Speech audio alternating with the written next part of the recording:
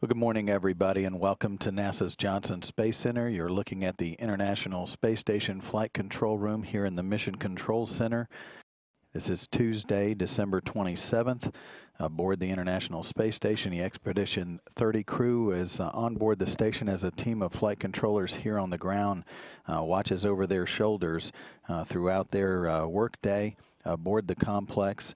The current crew aboard the station augmented this past week with 3 more crew members, includes Commander Dan Burbank and flight engineer Anton Shkaplerov and Anatoly Ivanishin from Russia, along with Oleg Kononenko, Andrei Kuipers from the Netherlands, and U.S. astronaut Don Pettit. Those last 3 have become the newest additions to Expedition 30 aboard the International Space Station. They arrived at the complex back on December 23rd on Friday morning, and they'll be aboard the station until May of next year. The 6 crew members are supported on the ground by flight control teams around the world. The team here in Houston today is being led by a veteran flight director, Royce Renfrew.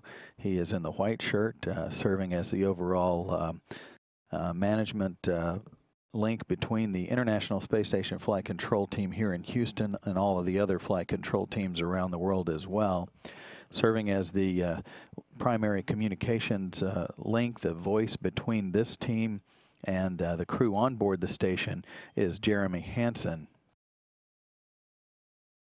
The 6 crew members on board the station arrived at the station at different times. The 3 of the crew members, Dan Burbank, Anton Shkaplerov, and Anatoly Ivanishin, arrived back in mid-November. They're enjoying their 44th day in space today, 42 of those aboard the International Space Station. The 3 newest members, Oleg Kononenko, Andrei Kuipers, and Don Pettit, are 6 days into their 6-month voyage aboard the station.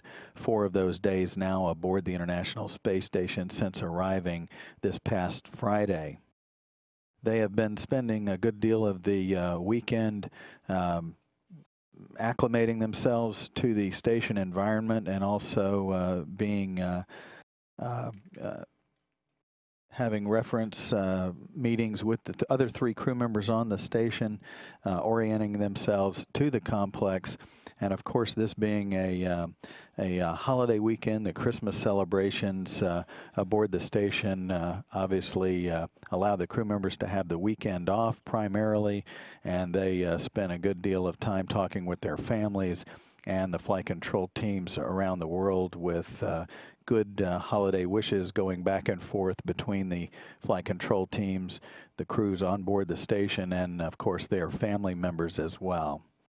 So a quiet weekend for the crew. They get back into experiment work on board the station, maintenance activities as well, exercise, and also some additional onboard training of the 3 newest crew members that arrived this past Friday.